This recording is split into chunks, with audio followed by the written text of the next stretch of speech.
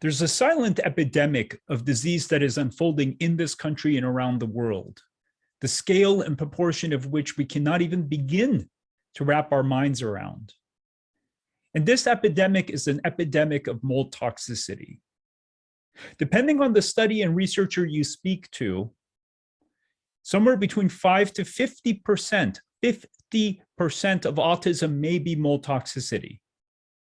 In my experience, a large percentage of children who are diagnosed with PANS and PANDAS, children who can't regulate themselves, children who are acting in an aggressive fashion, children who have high degrees of debilitating anxiety, they have mold toxicity.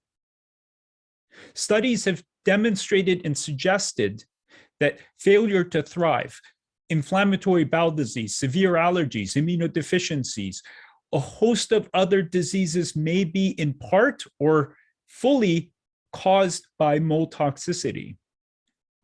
This epidemic is significant and it is causing so much disability. It is causing so much suffering, and it is entirely preventable. It is entirely treatable if we simply have the awareness to understand that it is happening and understand what to do about it. And that's the purpose of this presentation, to bring awareness around mold toxicity as it is impacting a host of children. My name is Dr. Pejman Katarai. Since 2008, I have been practicing integrative medicine, and I have worked with thousands of children who have suffered from a host of different diseases. And all of the training that I have done has been for one purpose: to better understand how to serve these children and better understand what I can do to help them heal. The outcomes, the changes that we have seen in the children that we have taken care of, especially as it pertains to mold, have been amazing. Children who were thought that nothing could be done for them suddenly start healing.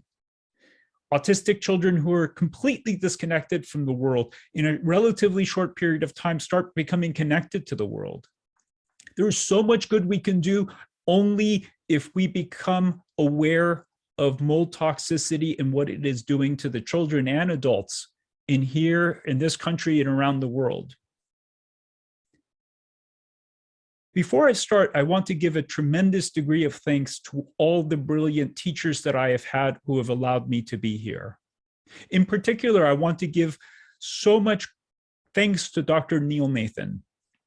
This man has helped me understand mold, and he's on a mission to help as many people as possible understand the toxicity of the effects of mold toxicity. Without him, I wouldn't be here.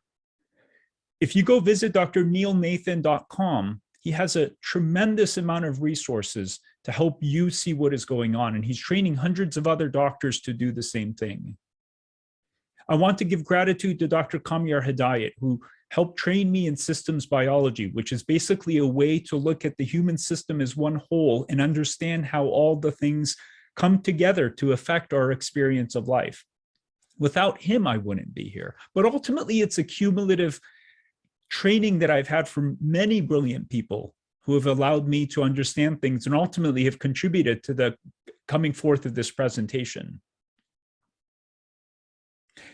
We must understand the degree of harm that may be taking place. When you consider the prevalence, and this is the important part, when you consider the prevalence of mold toxicity, it is entirely possible, we don't know for sure, it is entirely possible that mold toxicity is ultimately causing greater harm than glyphosates and other pesticides.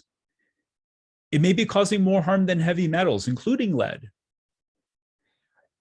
And ultimately, there are so many other toxins that are affecting our health, and mold toxicity is something that we are not paying attention to. Now, it's not to say that these other toxins are not important. They're horrible toxins. And in fact, glyphosates and heavy metals cause very similar degrees of physiological harm as does mold or mold toxins.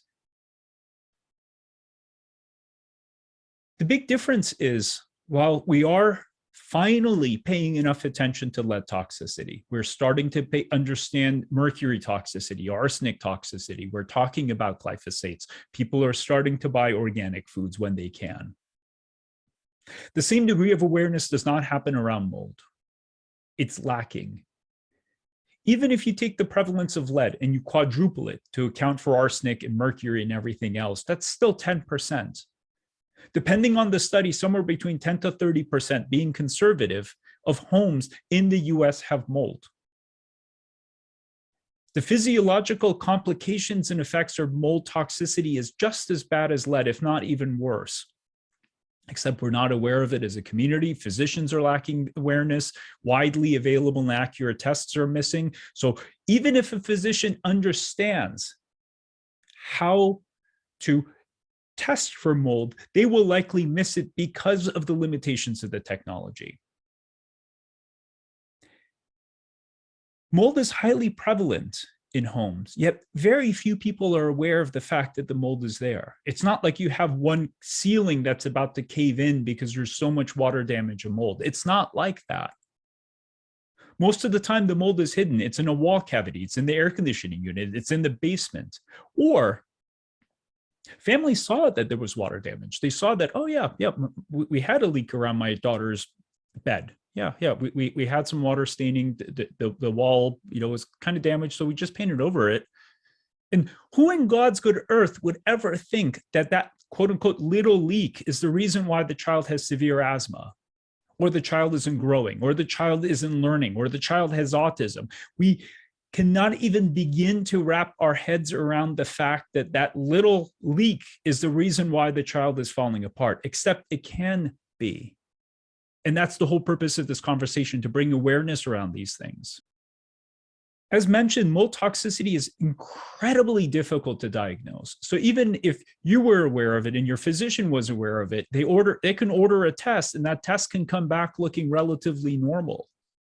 For me to diagnose with a high degree of accuracy mold toxicity, I have to use 3 different tests from 3 different labs, because oftentimes one of those 3 tests, if not 2 of those 3 tests, can miss it.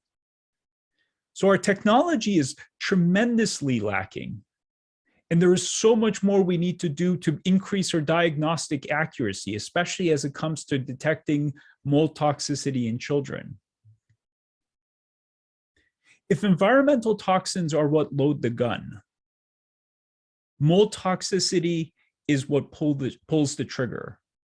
So these other toxins are horrific. They cause awful things to happen within the body, and they erode the microbiome, they erode the mitochondria, they compromise detoxification.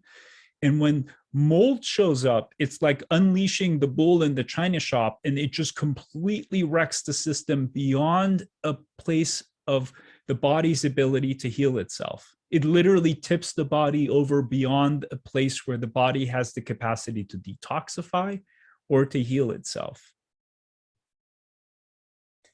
There are multiple systems that are ultimately affected by mold toxicity. Mold toxicity and the mycotoxins they have can affect the brain cells. It can compromise detoxification. It can compromise the gastrointestinal tract. It can compromise the microbiome. Think about penicillin. Where did penicillin come from? Penicillium. Do you know what penicillium is? It's a mold. Most antibiotics were originally found in molds. Mycotoxins affect hormone production, the immune system, protein synthesis, the mitochondria. Ultimately, multiple human systems get hit, and that is the reason why these toxins are so dangerous, why they're so problematic, why they can cause so much suffering. And when we say mycotoxins, we're not talking about a single toxin. It's not like these toxins are just single toxins that show up by themselves. When we have water damage, ultimately you get the presence of multiple toxins. And along with these mycotoxins, there's like a party of toxicity that starts showing up, because you start getting bacteria that start growing in that environment. And then the bacteria start producing toxins, and you get these weird things like lipopolysaccharides, which then cause gastrointestinal inflammation. So it is not just a single man show. It is literally like an entire orchestra of toxicity unfolding at the same time, causing a profound degree of harm at levels that seem to be insignificant. And this is the point. When you hire a mold inspector, that mold inspector is coming to see if there's some kind of catastrophic mold damage. They're looking to see if your ceiling is about to collapse. They don't look at the tiny little bit of mold that may be by your child's bed to say, oh, that's a huge problem. They're like, no, that's legally not significant. OSHA tells us not to worry about that. And that is the problem. Right now, we don't have this understanding that you don't need huge amounts of mold to cause horrible disease. If the exposure happens early enough, like in utero, if the exposure happens in infancy and it happens long enough, it's enough to cause illness. So how common is it really? So this is a study produced by the EPA. So this isn't some random quack in the middle of their basement, pumping out garbage. This is the US government data that says that somewhere between 8 to as high as 50% of homes in the United States have some degree of mold toxicity or the presence of mold. When you add flooding into the picture, the statistics shoot up to 45%, with up to almost 15 to 20% of the homes with heavy amounts of mold. And think about these poor families who have had a flood and they didn't have enough insurance or money to remediate the home. And they're like, you know what, we'll just kind of fix it and we'll be fine. Except now there's some poor child who can't learn. There's some poor child who can't manage themselves. So they're put on antidepressants or antipsychotics. Or the child has developed autism, or the child isn't growing, or the child isn't able to breathe because they have severe asthma. We can change all of this if we start paying attention to it. We can start changing this if at a societal, governmental level, we get to a place where we say, oh my God, this is causing a tremendous degree of suffering. This is causing a tremendous degree of cost if you just want to be financially selfish. There is so much impact that is being had, except we are not talking about it. We are not even aware of it.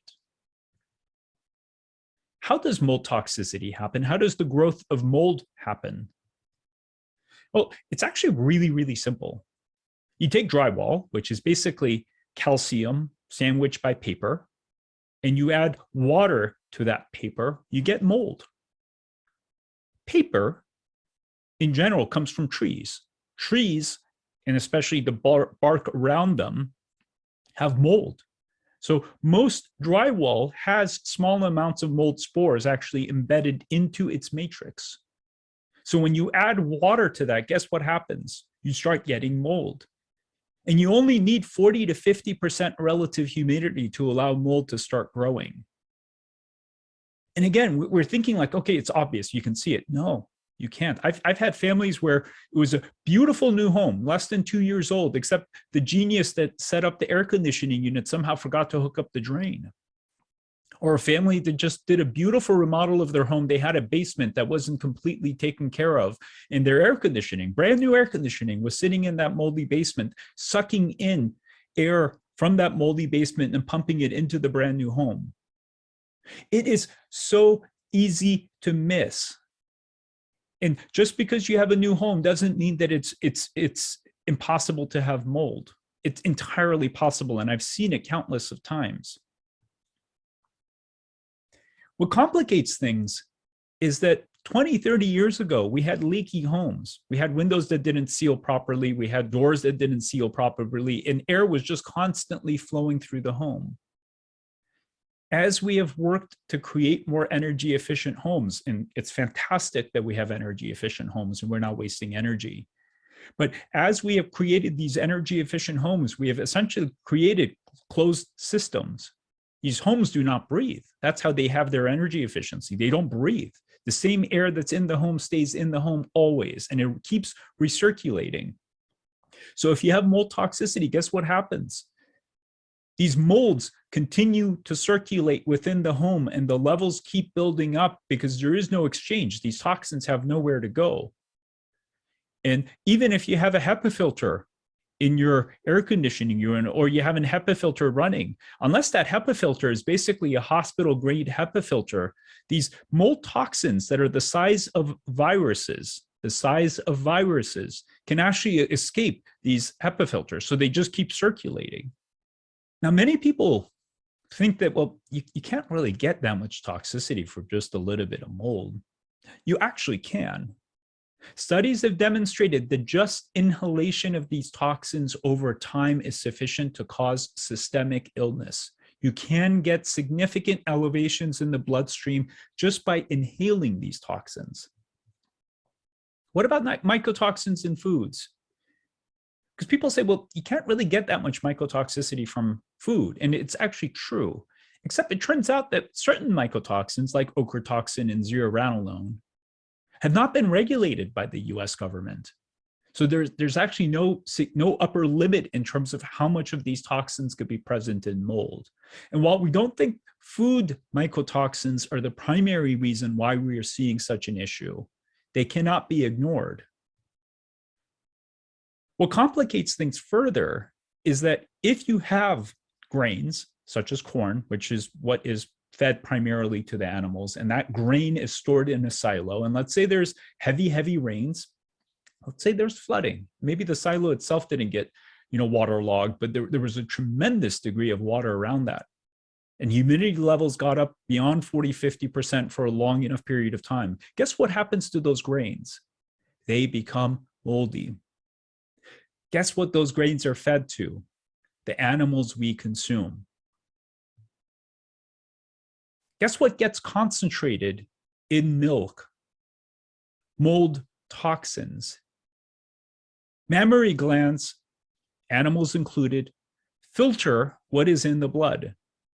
And they ultimately end up concentrating whatever toxin is floating around. And these studies, primarily from the EU, have demonstrated that these mold toxins could be widely prevalent in milk. But it's not just milk. You ultimately get grains and other foods that are a problem. And quite a while ago, I used to keep finding it really interesting for families to say, like, yeah, when I cut out gluten and dairy, after a few months, I just felt so much better. I was more clear-headed. I had so much more energy. I just felt lighter.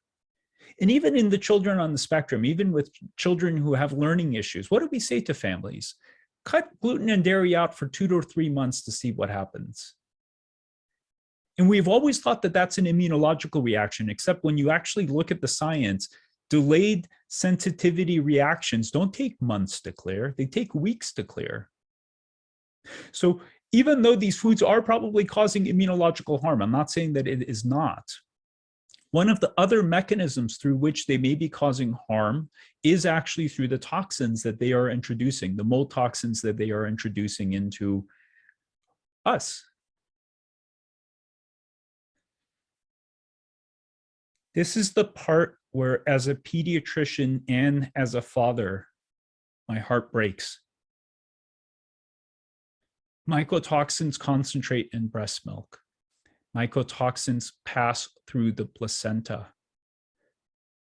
So when you have a little human being that has not yet even made it into this world, if a mother has exposure to mycotoxins, and this includes environmental, so let's say the mom is drinking some milk, let's say the mom is eating some bread, and she happens to be in a home that is toxic and has a heavy infestation of mold. What happens to that fetus?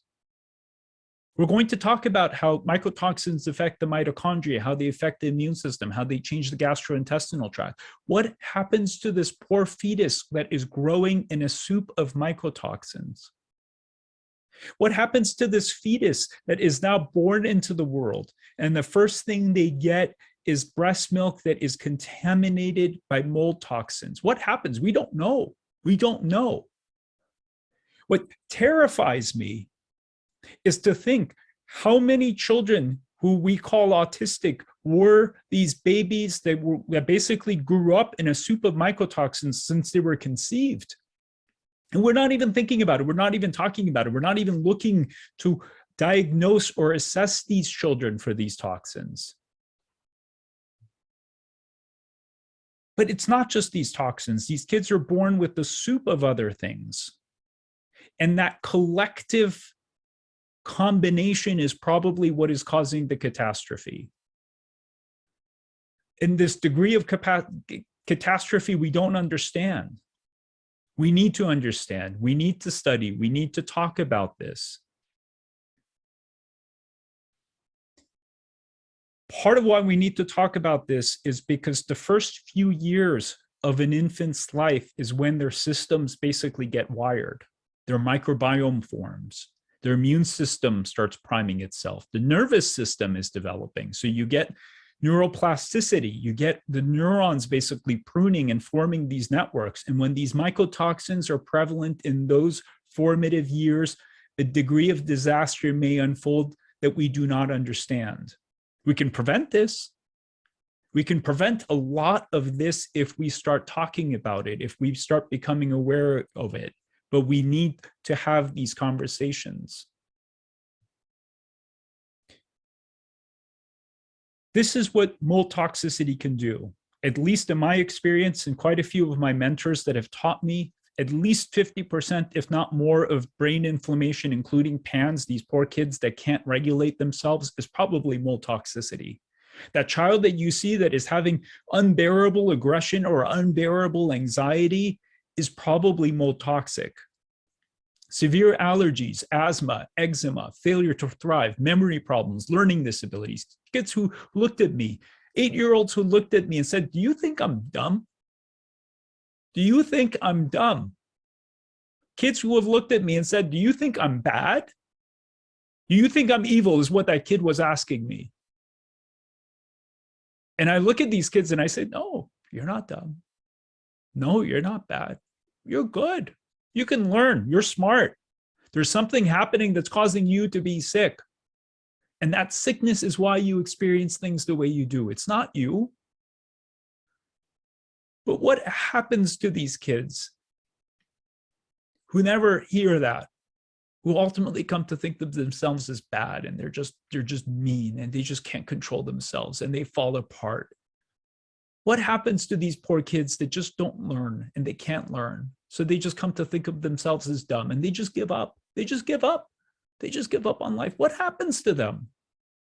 We medicate them, and I have nothing against medications, but how can medications work when the physiology of that human being is falling apart? They can control the symptoms, they can help improve concentration, and that's fine. But we have to address the underlying physiological catastrophe that is unfolding first, or at least alongside with the medications.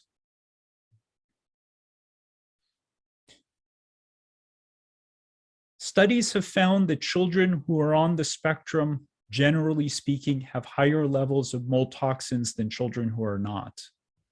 And there are a small number of studies coming out that are saying, hey, autism, to some extent, we don't know this extent, may be tied to mold toxicity.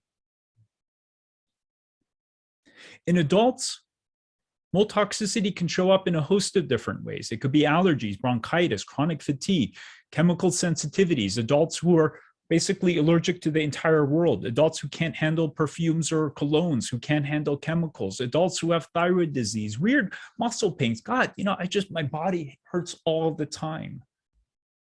All of these could be tied to mold toxicity. Before we move into this next section, we just need to understand the limitations of the data that we have. So all the data that I'm presenting are either based on animal studies or basic laboratory studies. Sadly, the human studies are lacking. We don't have that information. But these studies are compelling. This was a rat study that was done, and we looked to see what certain mycotoxins do to the rat's immune system, specifically the offspring's immune system. So they took these poor pregnant rats and they injected them with these mold toxins. They then went to see what happened to the offspring once it was born. And what they found was that there was a significant disruption in the immune system of the offsprings that was ultimately leaning towards this Th2 response, which is basically immune dysregulation, for lack of a more technical way of describing it.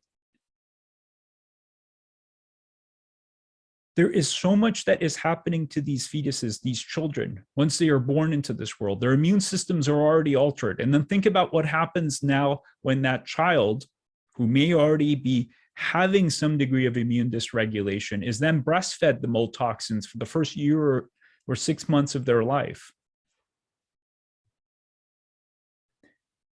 What is really troubling is this immune dysregulation is actually happening at a genetic level. These mycotoxins are basically changing the code, the genetic code that wires these immune cells to behave in a certain way. And this immune change is happening for weeks after the exposure happened. And in most kids, it's not like they just get a single dose of mycotoxins and they're done. It's a constant exposure. What is really troubling is it's not just one single immune cell. It's not just even one genetic change that's happening. There's a concept called the inflammasome, which is basically the A to Z process of how inflammation is ultimately regulated, from the very beginning of the genetics all the way down to the cellular functioning. And there's one called NLRP3. Mycotoxins can activate these inflammasomes. They can literally change the entire setup of an immune system from A to Z. And ultimately, that change can show up in all kinds of unusual things, from obesity and diabetes to cardiovascular disease to microbiome changes to autoimmune disease. Again, we cannot even begin to understand the total scope of problem that is before us. And again, it doesn't take gallons of mycotoxins. It doesn't take a whole home about to collapse because of the presence of mold to have a problem. Subtoxic concentrations are enough to cause harm. Mycotoxins don't just trigger an autoimmune or inflammatory response. They actually are also immunosuppressive. For those poor people who have to get an organ transplant, like a heart transplant, they're often put on a medication called cyclosporin. Cyclosporin. This medication was derived from a mold, and it turns out that certain molds, like Stachybotrys, which is the classic black mold, can actually create compounds that act like cyclosporin. For the longest time, I would get children, the sickest of my children that I take care of, they would have these weird low white blood cells. And I kept scratching my head like, why does this kid have a low white blood cell? I'd send them to infectious disease specialists. They work them up. They're like, we don't know. Everything seems fine. Their immune system, they're not immune suppressed. We don't know. Mold toxins can cause white blood cells to be decreased. And in at least 10 to 20% of the kids that I take care of, when I check them, they have low white blood cells because of the mycotoxins. What happens to detoxification? Well, it turns out that heavy metals and certain other compounds, and especially mold toxins, suppress the production of glutathione. They literally shut down multiple enzymes that we need to produce glutathione. What the heck is glutathione? It's only the most important antioxidant that our body has. It's only the most important compound that the liver uses to detoxify. And it turns out that these mycotoxins and other compounds collectively can shut down these pathways. It turns out that mycotoxins can also disrupt NRF2. What is NRF2? Well, it just happens to be a compound that regulates basically our entire body's antioxidant regulation pathways. NRF2 is needed for our body to produce antioxidants, including glutathione. When NRF2 is disrupted, what happens is basically our body's ability to produce a host of antioxidants that it needs for detoxification gets compromised. When NRF2 is disrupted, it turns out that our liver's detoxification pathways, phase 1 and phase 2, the two primary pathways needed to detoxify, get compromised. And what I see in the children that I take care of is basically they've lost the ability to detoxify. Like their detoxification is ground down to essentially a halt, like a halting stop. Their liver pathways don't work. And that's why these kids become so toxic. And what is really disturbing is they stay toxic. I've had families that were, their kid grew up in a moldy home for the first 2 or 3 years of life. And now the kid is 7. And I'm checking them and they're still toxic. And the parents are like, that exposure happened 4 years ago. And I say, I know it happened 4 years ago. And 4 years ago is when your child lost the ability to detoxify. That is how problematic these toxins are and how complicated this conversation is and why we need to be paying so much attention to it. What about the mitochondria? What about metabolism? Well, the mitochondria are basically these little generators we have. So we eat foods, carbs, fats, proteins, and the body ultimately takes these fats and proteins and basically runs it through a refinery. It's called the Krebs cycle. The refinery ultimately takes the refined gasoline and ultimately pumps it into a generator, and that generator is the mitochondria. The mitochondria take this gasoline, this refined gasoline, and basically start running their little wheel and then ultimately produce electricity, which is what we call ATP.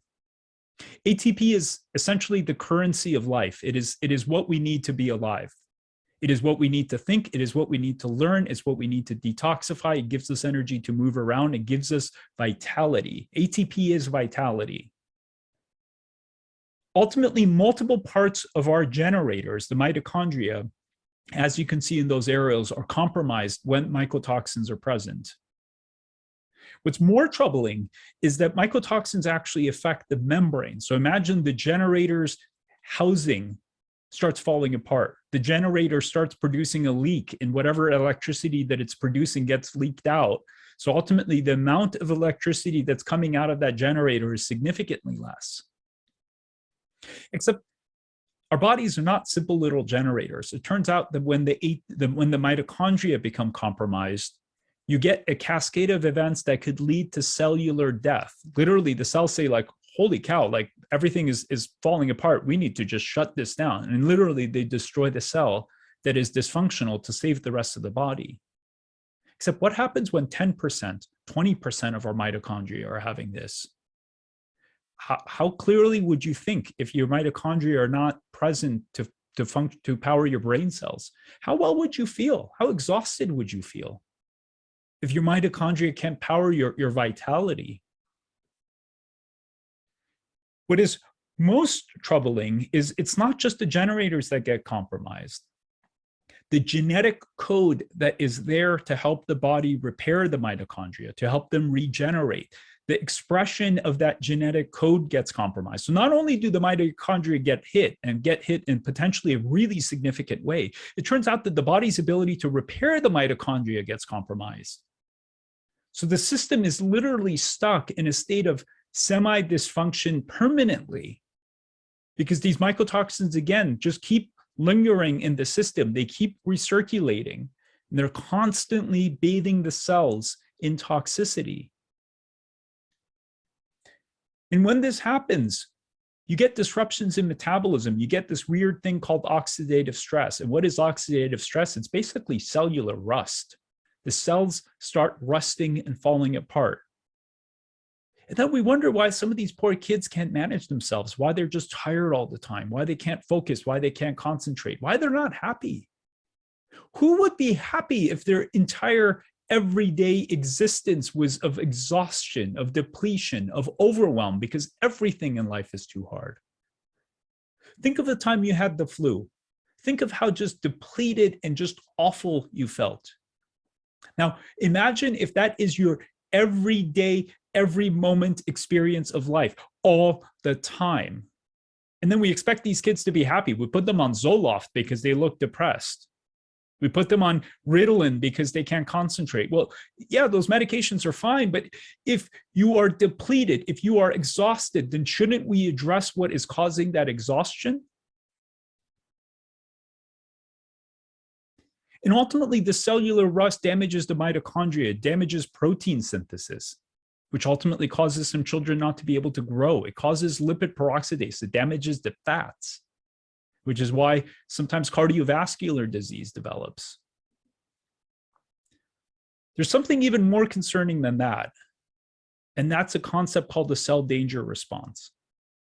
So while mycotoxins ultimately trigger these whole inflammasomes to cause inflammation, what also happens is because the mitochondria are damaged, you essentially get a whole body cellular alarm. Literally all the cells are freaking out and they're like, something is wrong, something is wrong. And when you get this cell danger response, organ systems, physiological systems, including the nervous system and the immune system, start dysfunctioning because the entire body is in alarm, is in a state of alarm. Mitochondria don't just affect the cell danger response. They essentially affect just about every other system that's out there, because every organ system, every physiological process we have in the body requires ATP. It requires electricity to function. So hormone production starts acting in a really weird way. Skeletal muscles don't work well, so these kids are just tired all the time. I've seen kids who can't eat because their jaws and their mouths are too weak. They get tired too easily, so they take a few bites of food and they're just like, I don't want to eat anymore. It's just too much. Cognition starts changing because guess what? Brain cells are the most energy hungry organs in the entire body. That's not news. Except these most energy hungry cells in the body are lacking energy to do what they do. And guess what? It shows up as severe brain fog, which we then call ADD. We call learning disabilities. We call depression. The gastrointestinal effect gets affected. Multiple systems get affected just from the mitochondria. Forget about how these mold toxins are affecting these individual systems directly. And ultimately, you get these weird findings if you ever do a test. And I've run these tests on hundreds, if not thousands of kids. And I see the same pattern over again. The mitochondria are compromised. And also fat. The ability to break down fats and turn them into energy is compromised. So fatty acid oxidation is compromised. So ultimately, there are multiple different problems that are happening at the energy production level, which is causing these kids and adults to suffer. If you know of an adult who has severe chronic fatigue and they're just like, God, I'm just so depleted all the time, that could be mold toxicity. What about the brain? What about the nervous system? Well, this is where things get even more troubling, because it turns out that certain mycotoxins, at least that we know of in terms of what they do to the brain, can compromise the blood-brain barrier. So literally the coating, the little protective force field that the brain has to keep nasty things out of it gets compromised. And all of a sudden, proteins start leaking in there, immune cells that don't belong in there start leaking in there, and you get all of these other things coming into the brain that is ultimately going to cause further damage, further harm, further dysfunction. But it's not just the blood-brain barrier, because these mycotoxins can ultimately cause cell death in the brain cells. They can ultimately change neuroplasticity. They literally can change how the brain gets wired, which then causes all kinds of awful things. And if you look at neuroplasticity in autism, you see that that's one of the things that they're looking at. Like, why do these kids lack neuroplasticity? There are so many things that can happen. Direct brain inflammation from these mycotoxins. And this was one study that was beautifully done looking at a host of children that grew up in mold toxic homes. So this was actually a human study. And what they found is that these children who had mold exposure had a much higher degree of autoimmunity against their brain cells. Basically, their immune cells were attacking the brain cells. Their immune cells were attacking the coating, the sheaths, the myelin sheaths on the brain cells. Can you imagine what happens if you have that unfolding in your brain? Who in God's good earth would feel good? Would you be connected? Would you be social? Would you be happy? Or would you be falling apart? Would the world seem overwhelming to you? Could you talk? Could you communicate? Would you want to communicate if this was happening to you? Of course not. And we throw these labels at these kids. Oh, that's anxiety, that's OCD, that's depression, that's autism. No, it's toxicity. It's toxicity that is happening at a profound level that we are missing. If that wasn't bad enough, the most common mold, Aspergillus, can produce this compound called ergotamine. What is ergotamine? Ergotamine is this compound that basically trips up adrenaline receptors in the brain. It basically causes the child to experience speed. It's like having speed. Your child is doing speed because of these mold toxins, or at least the toxins that they're producing. Can you imagine if you have speed and your brain is inflamed and you have mitochondrial errors and you're toxic? What would happen? We put these kids on some kind of anxiolytic. We put them on antipsychotics. There are 250,000 children, 250,000 children per year are prescribed antipsychotics. And I have nothing against the use of medications, but what in God's good earth are we doing if all we're doing is prescribing medications? What if these children have these compounds floating through their brain, causing them to completely flip out of their mind because they're basically on speed? And yet we don't even look for it. We don't even talk about it. And that's what we need to start doing. Ultimately, there are many other things that can happen, from vestibular changes to processing changes. These kids have weird tracking errors, which cause them to struggle to read. There are kids who have memory issues, problems with executive functioning, and half of these things, the ones that you see a K on, are things that I have observed in literally hundreds of children. These things are happening. They are right there underneath our noses, and we simply lack the awareness to understand what this all means. So ultimately, the child that can't focus or learn, the child that's tired all the time, who's weak, who's easily irritated or overwhelmed by the world, there's a reason why that is happening to that child. While it's well beyond the scope of this conversation, mold toxins can do all kinds of other awful things to the human body. They disrupt folate transport into the brain. They activate mast cells, which then release histamine, which then distort the sensory pathways. So you get kids who can't wear clothes, who can't tolerate sound.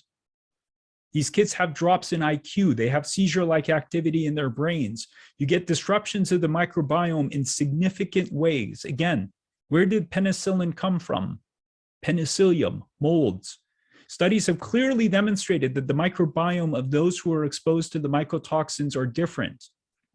You get gut inflammation. Literally, the immune cells within the gut become activated, and ultimately you get this profound inflammatory response. You get a profound degree of intestinal permeability or leaky gut because these mycotoxins compromise the connections or junctions within the cells of the gut.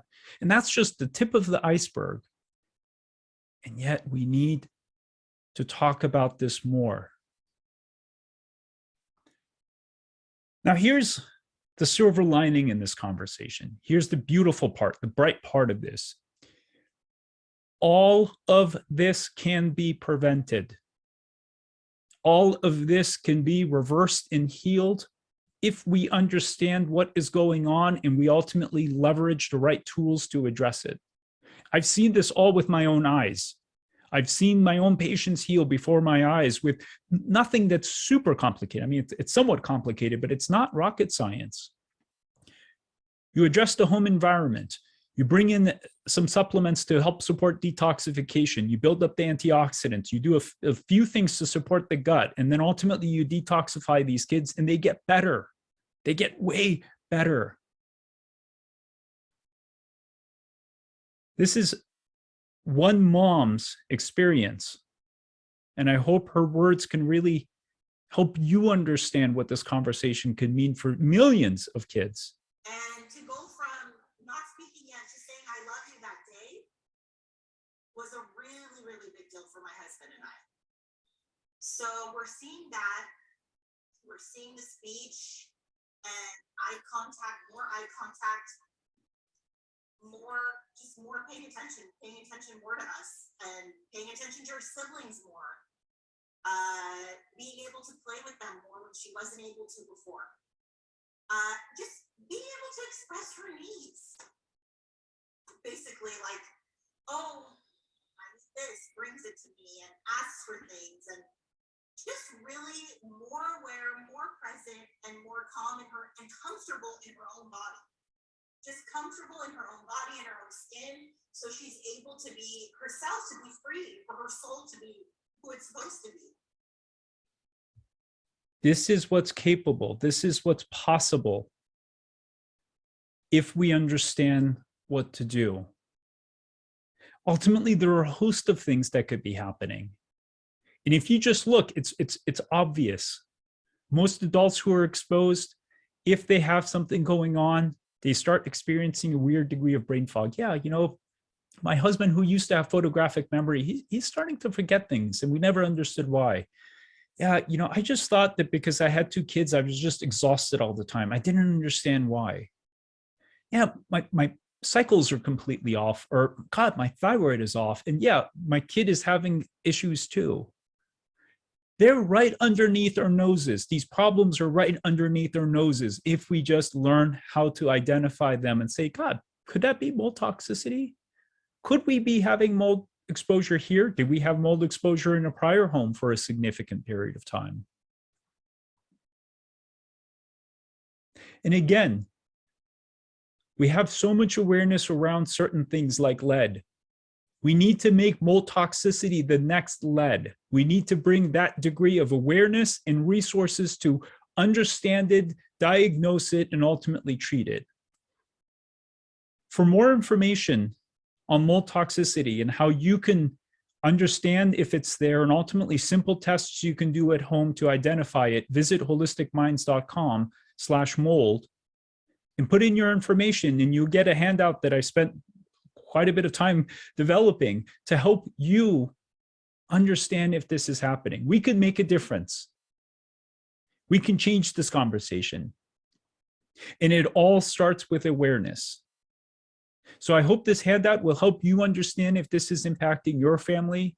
It will help you understand if this is impacting your child, and at least give you the first step you need at no charge to take the step to start the process in your child's journey, healing journey, in your family's healing journey.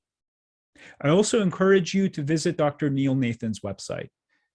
That man is one of the most incredible human beings I have ever met. He's one of the most generous human beings I have ever encountered, and he is on a mission to change this conversation around mold. And he's the reason why I'm here. He's the reason why we're having this discussion. So with that, I thank you for watching. I thank you for taking the time to learn. And I hope together we can make a difference in the lives of millions of children. You be well. This is Dr. K.